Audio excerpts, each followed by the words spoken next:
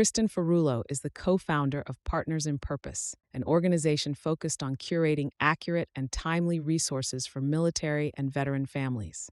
As a military school liaison in a geographically dispersed area for nearly 12 years, Kristen has become acutely aware and deeply passionate in serving the needs of the military community. Kristen brings years of valuable, diversified experience to her organizational leadership style. As a former special educator, a Navy Fleet and Family virtual leadership professional, 2025 Navy Region Mid-Atlantic Leadership Community Team Lead, and Technical High School Advisory Committee Chair and student mentor, Kristen has shown her ability to work with any audience. In her personal time, Kristen is an educational programming and opportunity advisor, mentor, and event volunteer for multiple nonprofit organizations. Kristen most enjoys hiking, yoga, travel, and spending time with her dog and three amazing grownish children. Welcome to the MilCom Founders Podcast, where we champion and celebrate military community business founders. In each episode, we will talk with a MilCom business founder to learn how they work through various obstacles and opportunities in business and in life. I'm your host, Rod Loches. Let's meet today's guest.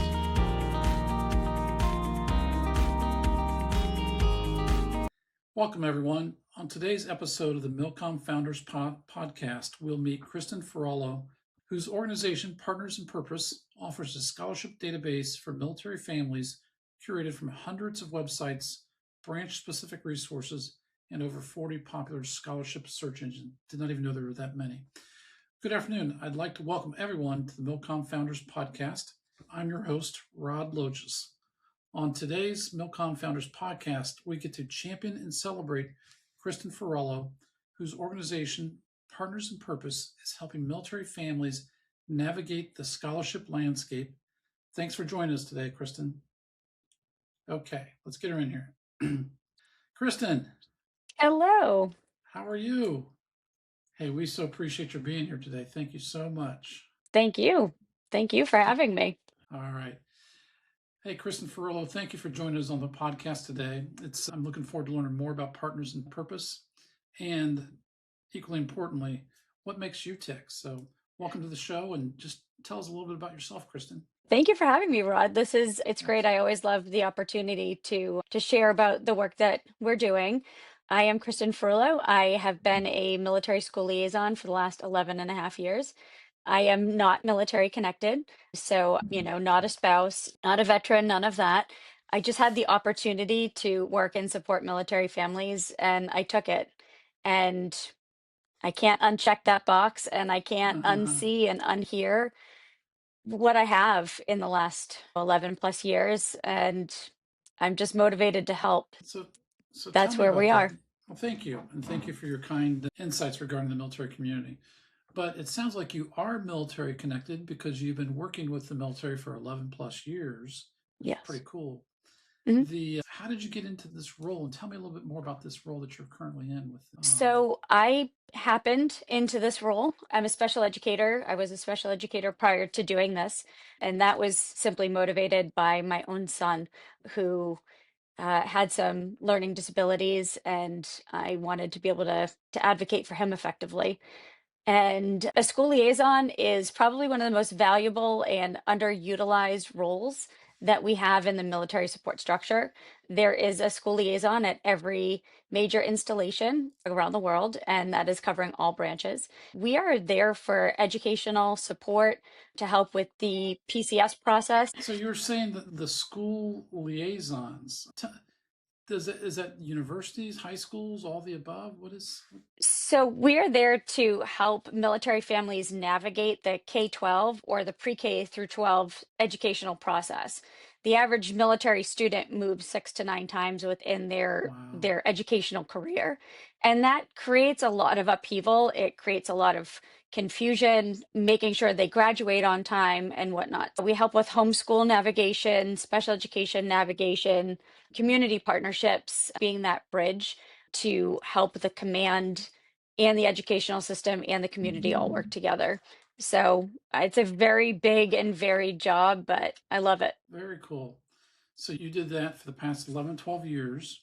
Mhm. And then while you're doing this and serving our country through doing this, how did you decide that Partners in Purpose needed to come about? I work in a geographically dispersed area in the upper New England area. And I think in general, there's so much information out there for families as they're trying to move, but a lot of it is not well maintained. One of the downfalls to the internet is the fact that old information stays Uh-huh.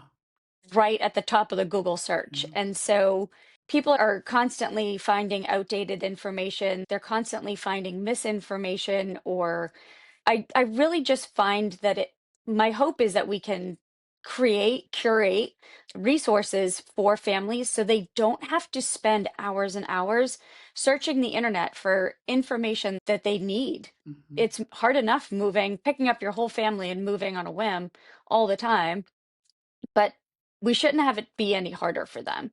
And one of the things that I find, or I have found as a school liaison, and one of the things that I want to help with is that we are constantly doing research on legislative updates, you name it, Yeah. anything that we can do to support military families.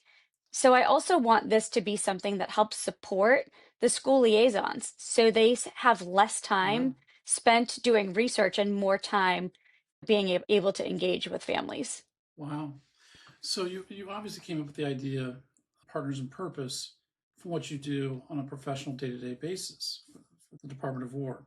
And the it's an amazingly bigger job than I could have ever imagined once you started to explain it.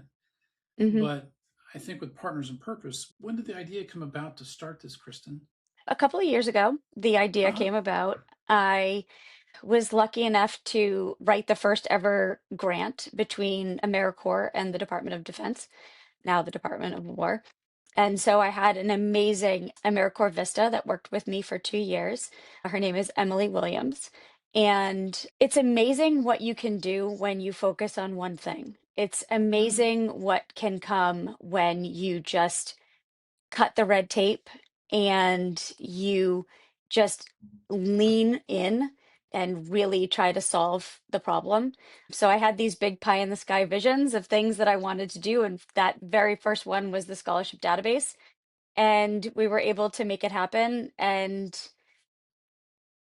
it's not as easy as you think to get information out there. And Partners in Purpose came about because I wanted to make sure that this got into the hands of all military families. But I believe in purpose-driven work, and none of us gets there on our own. The need for community to do all of this work is so important. So we Hmm. need partners, and every one of those partners has to have that purpose to drive forward, or we won't make it.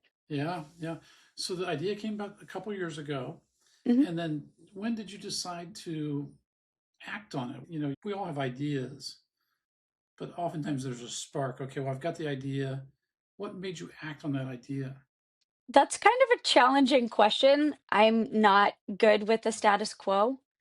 I believe that the concept of how we've always done things are the cement boots of progress. And That's true. I can't live by uninspired mediocrity. So I just said it's just time to keep moving the needle forward. And if that means me doing it, then that means me doing it. But our military and veteran families deserve that level Hmm. of effort, and I felt I was capable of giving it to him. Yeah. Well, it's interesting you say that because finding the trusted resources Mhm, out there is tough. You look stuff up and is it really an application? Why do I got to pay $100 to apply for the mhm. scholarship or all these crazy things that are out there? It is hard to navigate all those resources. But Partners in Purpose seems to have a bigger vision than just the Yes, scholarships. yes. So tell me about that bigger vision.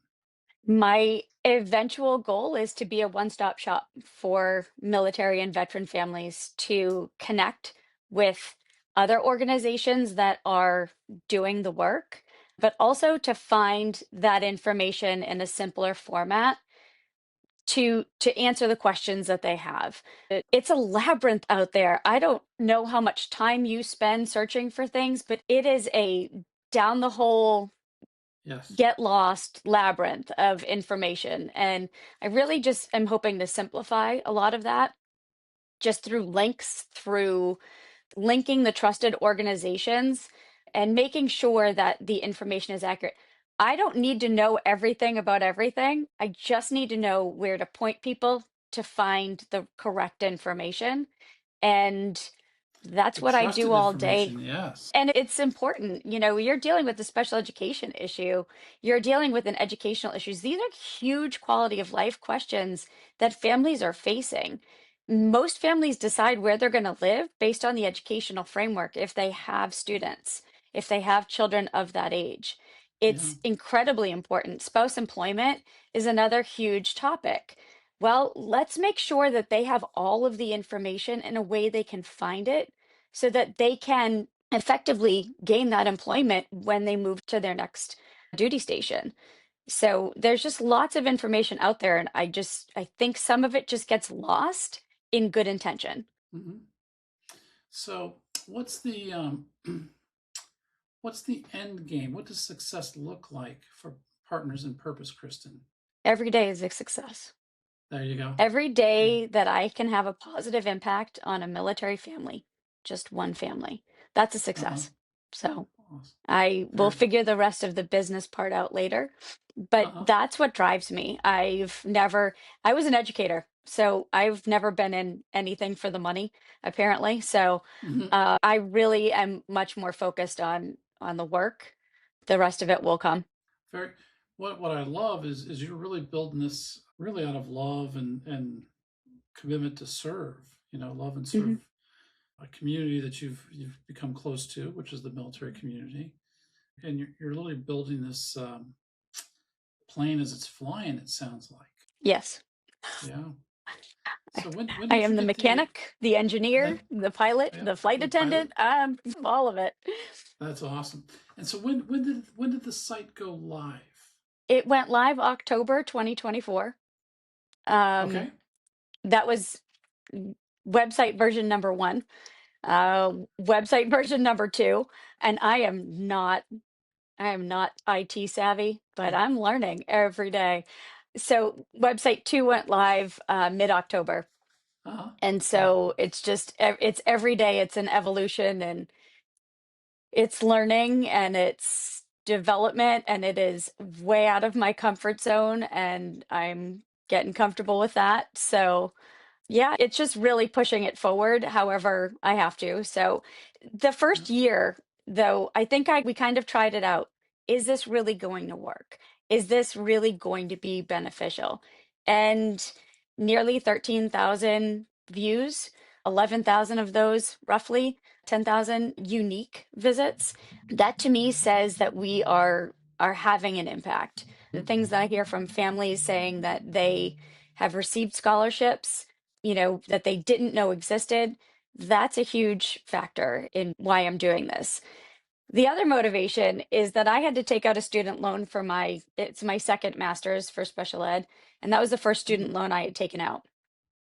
I borrowed $40,000, and 13 and a half years later, when that student loan was due, when I qualified for student loan forgiveness and thankfully was able to get it, but that was $67,000 in Wow. compounded interest in 13 years.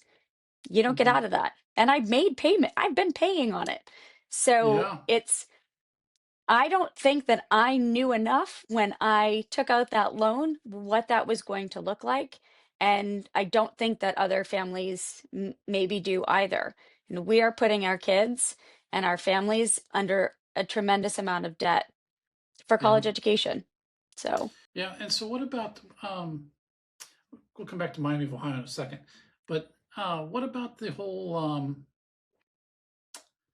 the movement these days of going back to the trade schools and things like that? How does your organization look at that, or how does it fit in for what you're doing? And what are your thoughts on that? That recurring or renewed interest in the trades? well, what you may not know about me is I have been working with an organization, a nonprofit called Bring Back the Trades for the last 7 years. I am a huge proponent of the trades. My son is a construction worker. He just graduated high school, and that young man will out earn me lockstep in 5 years. And my other son participated in another trade program for animals and agriculture. And so I am a big believer in the trades and in trade school and Yeah. in making sure that families know that there are opportunities to pursue those programs. There are more and more popping up all the time, but that's in conjunction usually with their high school.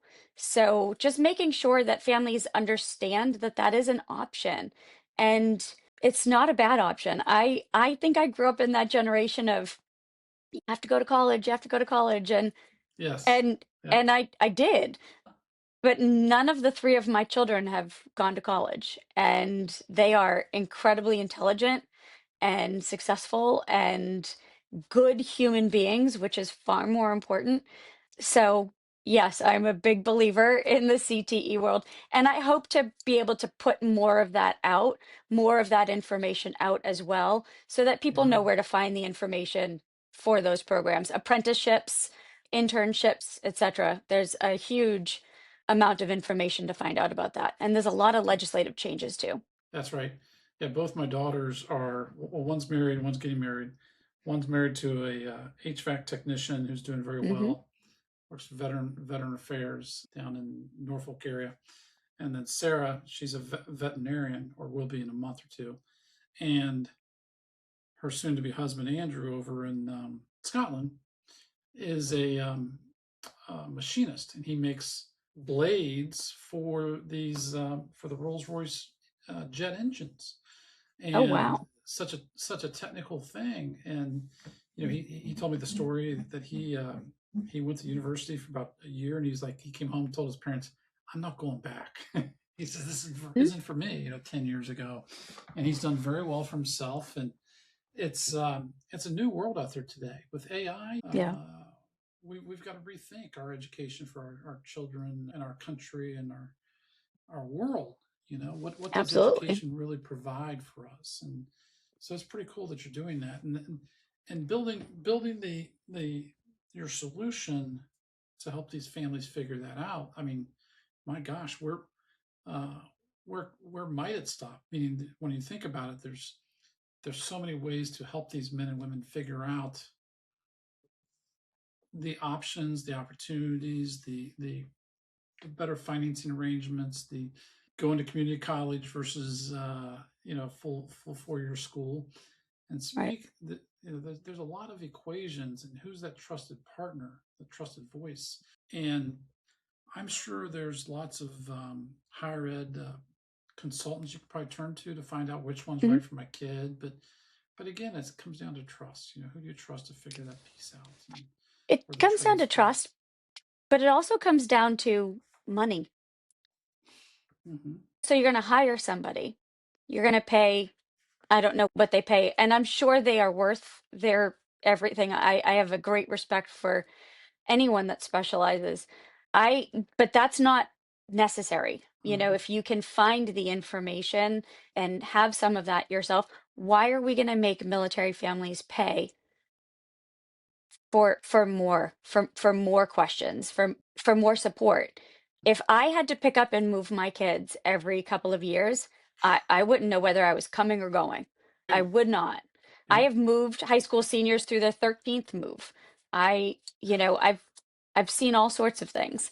So I just want to put the for our military families, I just want to put things in a more cohesive space. Information about the GI Bill, Yeah. information about colleges and universities, information about community college. I mean, that's like the tip of the iceberg, but starting with that educational piece is really because that's my background, really being there.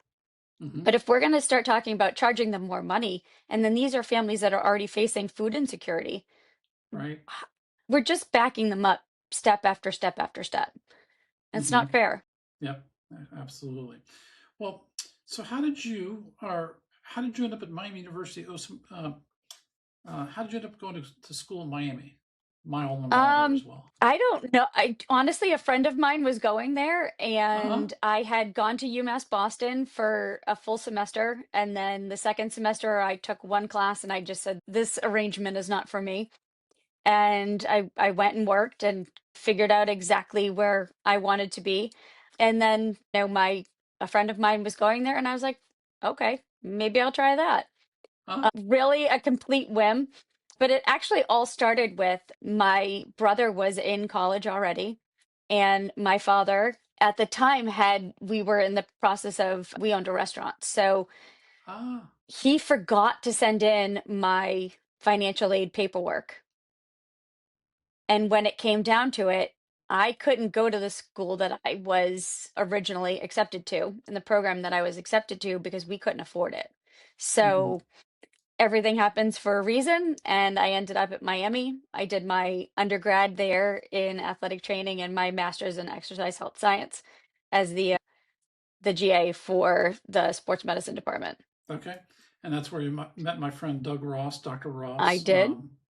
So that's pretty cool that you two work together. It is truly what I call a 1 degree world. It is such a small world, that's for sure. So, Absolutely. well, maybe offline you have to tell me a Doug story. I gotta get a Doug story.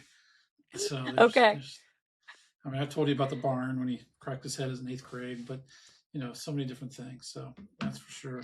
for So sure. yeah, so how do you balance your time? You have a full time endeavor, Hmm. and then you've got partners in purpose. That's a Hmm. lot going on. How do you manage that? Where there's a will, there's a way, I Uh huh. guess. There are some changes on the horizon, but I think when you want to do something bad enough, you find a way to get it done. And when you're driven to do it for the right reasons, it doesn't feel as much like work. So Mm-hmm. those are the things. Those are the things that motivate me. So Makes sense. Makes sense. So do you have any case studies that you could share of the successes you've already helped a family without the names and all that? But I'd just love to hear one or two of those success stories that you've been able to help sure, families. I've definitely heard from some military spouses that they had no idea that there were so many opportunities for them for scholarships. So by the numbers, I have my cheat sheet. Right. There's 434 child eligible scholarships and then 86 that are listed as dependent. We were very careful when we built this to not change any of the language because we're not responsible for that. I'm not Sure. responsible for the language put forth by another organization. So we just copy and pasted to make sure that we kept everything authentic.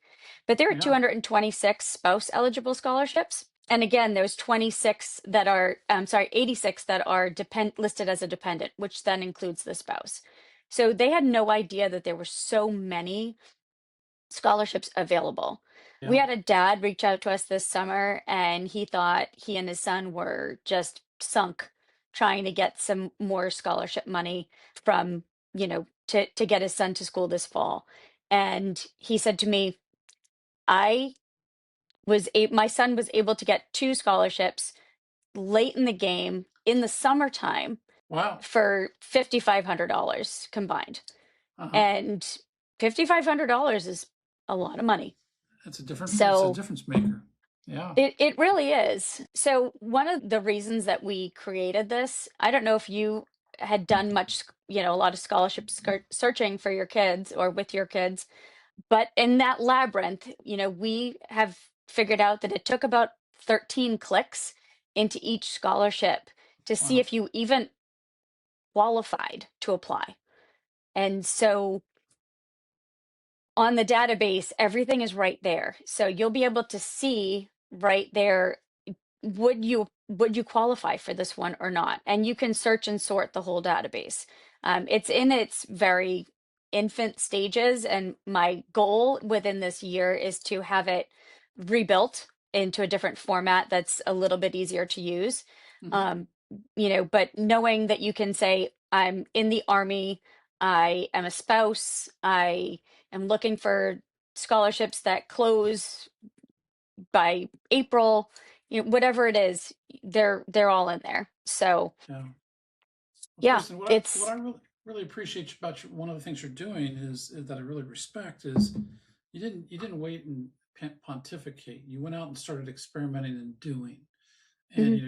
you got the database out there. It's live, and it's already making a difference in people's lives. Hmm. And you're gonna continue to listen and learn, and then you and Absolutely. then you, and then you'll lead by continuing to implement the different ideas and changes that you need. That's pretty cool, and I admire that. The reason being I say that is I work with a lot of business owners, Hmm. and there are the doers, which I would put you in the category of get it done, Hmm. and then there's the dreamers. The dreamers keep talking about something. They keep talking about Hmm. something. They keep talking about something. They keep talking about it, and nothing Yep. happens.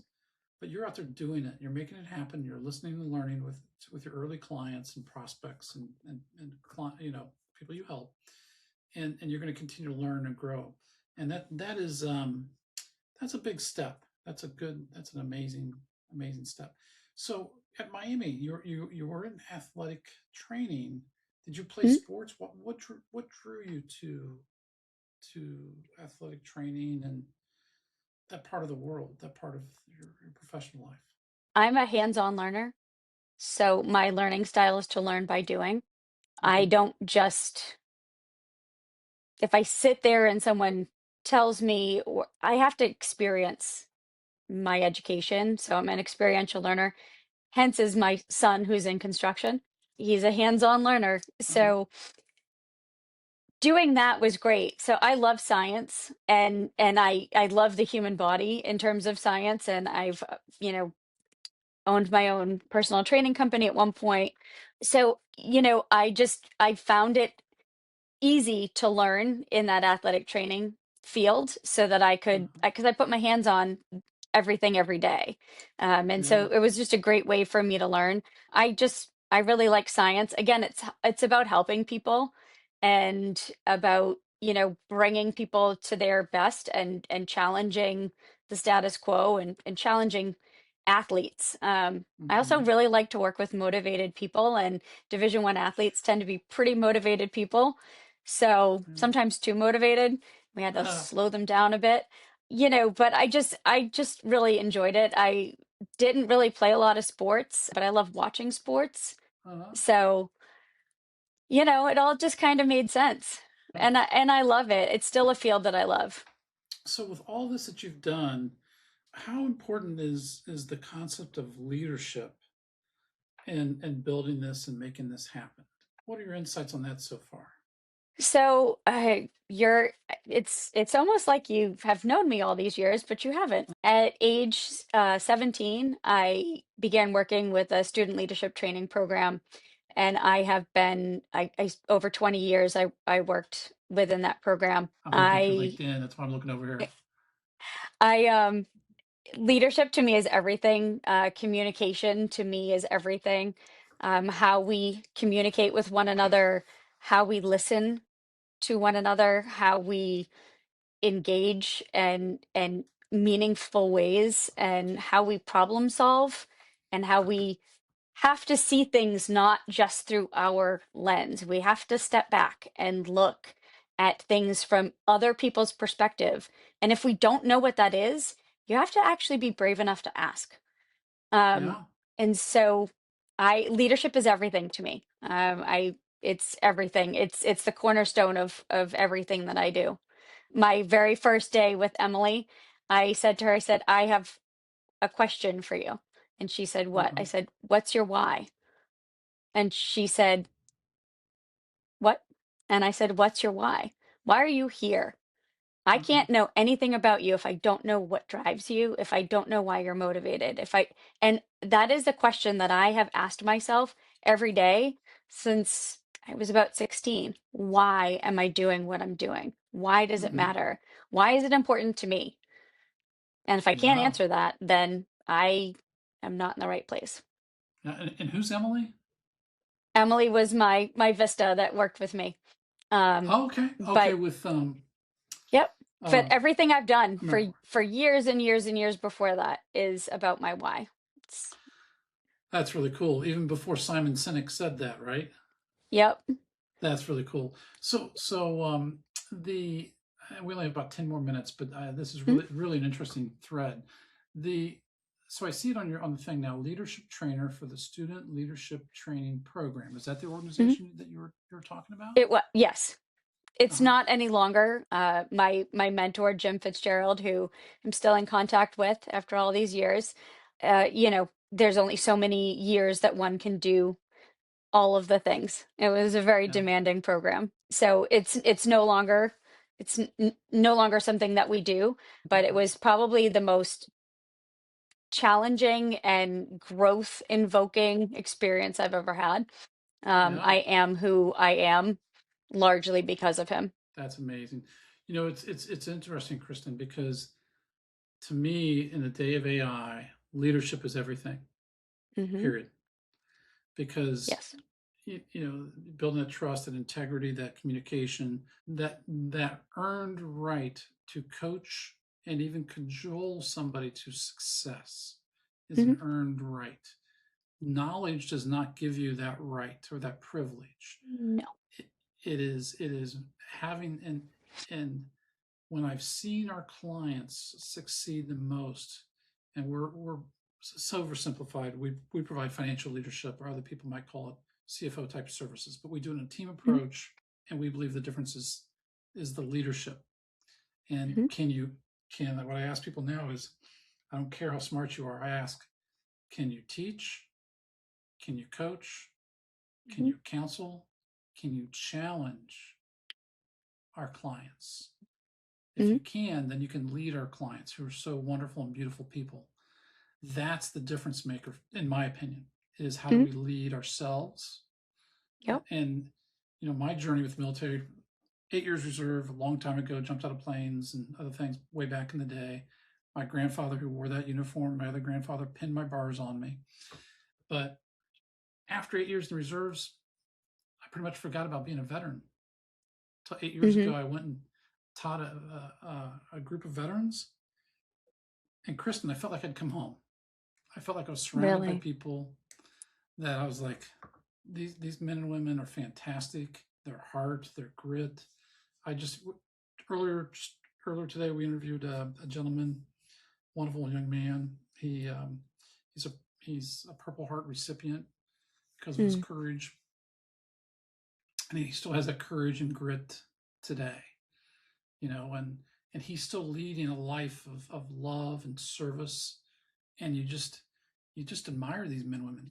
And met them 8 years ago, got reconnected to the community. They've helped me get in better shape, take care of myself, inspire me, teach me, and it's been fantastic. And that's why I've gotten back involved with giving back to the military community. And I think your friend put us in touch, and because of the scholarship funds that we donate each year, and Hmm. it's been more than rewarding. I would say it's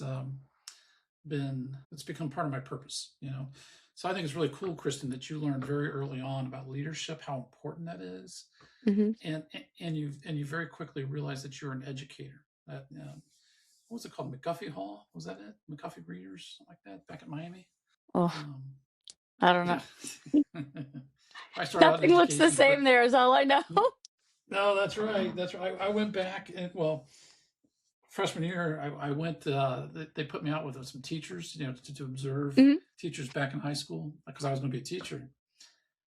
Chris and I spent one semester in a classroom for 2 3 hours a day. And I was 19 maybe, and I'm watching these 16 17 year olds teach or give their teachers so much heck. I was like, I don't have the patience for that. No way. So Wow. the fact that you've been able to stick in education and learn how to give and serve in that is really really pretty cool. That's kind of neat. Thank you. Very neat. I Okay, appreciate that.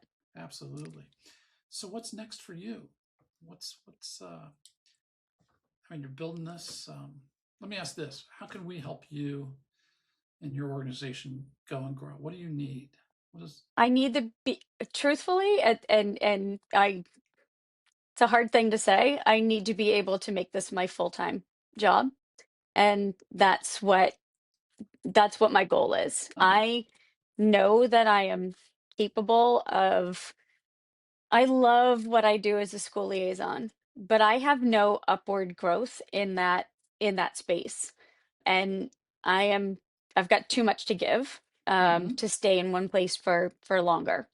Yep. So that's my goal, is to make this my full time. I also plan on hopefully doing some coaching, some mentoring, etc. It's something that I love to do. I love to work with people. I love to work with groups and help them figure out where things are going a little sideways or how can they improve, especially communication. I feel like Hmm. I could beat that to death, but everybody gives a lot of lip service to talking and communicating, and not a lot of people actually do it well, Hmm. or do it to the way that the people that they're working with understand.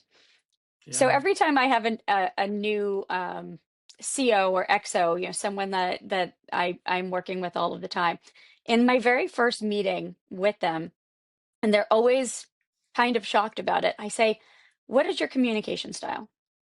Oh, great question. And they say, "What?" And I said, "Well, do you like a read ahead? Do you like me to give you a lot of things in writing? Do you prefer in person? Are you a what things should I wake you up at 4 in the morning about?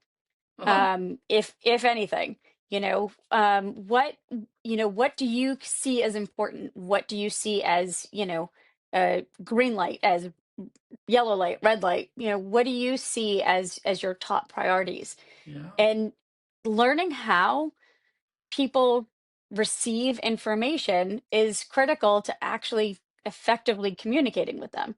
I love that. So, that's it's part of the group process. And I think so many people have lost sight because we are very involved in our phones and our technology. People have lost sight of what group process actually is, that forming, storming, norming, and performing, y- you Hmm. know, getting into it. So I would also hopefully like to do some coaching in the future as well. I love that.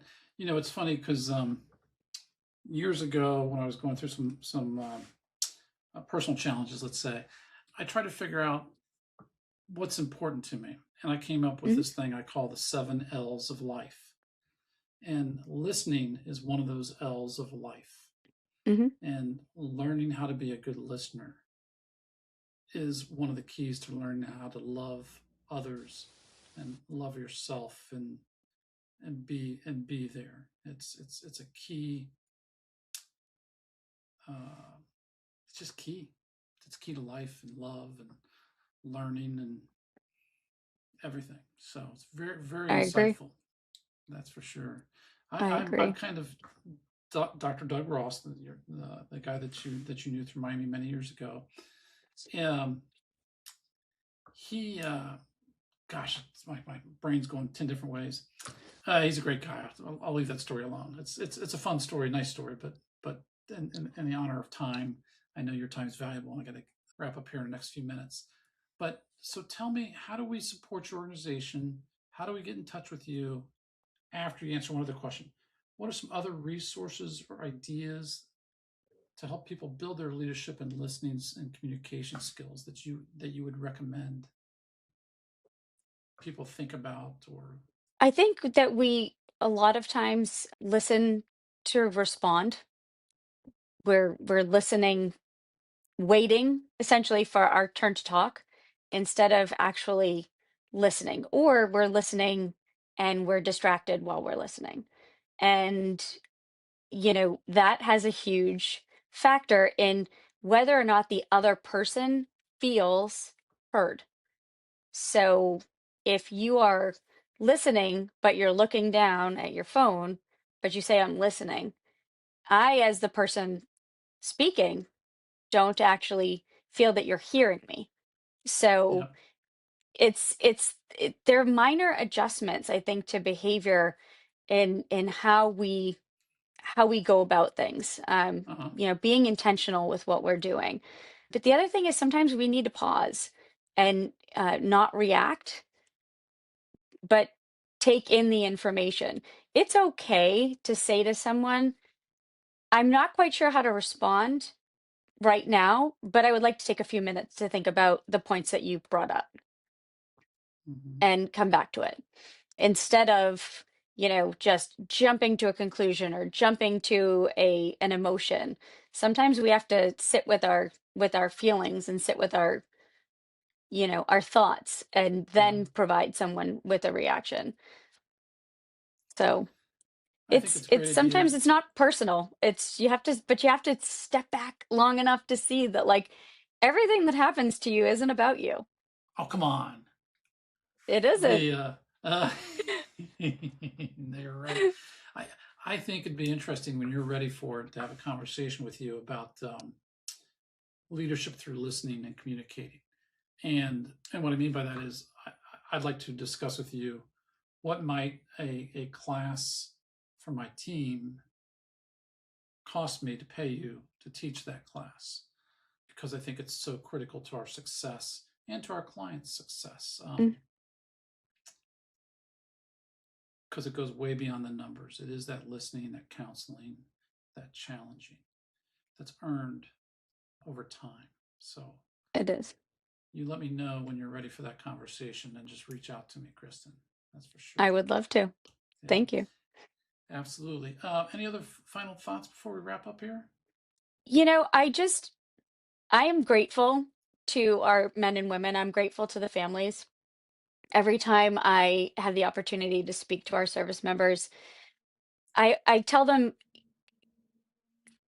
because they need to hear in earnest. I don't do this for the money. I do this because I'm driven to do it, because they are willing to make a sacrifice that I am not willing to make. I have not been willing to make. I am not willing to put myself in harm's way. And they are. The families sacrifice so much. And They do. for that, if that means that I work a little hard and I do a little more, then that's deserved. They've earned it. And I'm grateful to our service members and their families for the sacrifices that they make to Yeah, ensure that I get to sleep in my house, in my bed, with my family safely. So, absolutely. we're all in this together. I'm just excited to continue to help and support and push things forward. Yeah. Well, hey, thank you very much. As a sign of our gratitude, we are going to donate $100 to the MilCom Founders Scholarship, which I think is now in your database. It sure Uh, is. and there's two of them. One for, well, there'll be two this year. It can be used for either Oh, college or for a certified trade school. And it's wonderful. great to learn more about what you're doing. Great to connect with another Miami grad. That's for sure. Love and So honor. love and honor. Yes, yes, Love yes. and honor. I was a Phi Tall. If you remember where that house was, I down by do. Millette. Yeah. Yep. So I'm sure you were down in Millette in the football fields quite often. That's for sure. Yes. But hey, thank you again with all our heart. Thanks for joining us on the MilCom Founders Podcast. If you know a MilCom founder with a story to share, reach out to us at milcomfounders.com.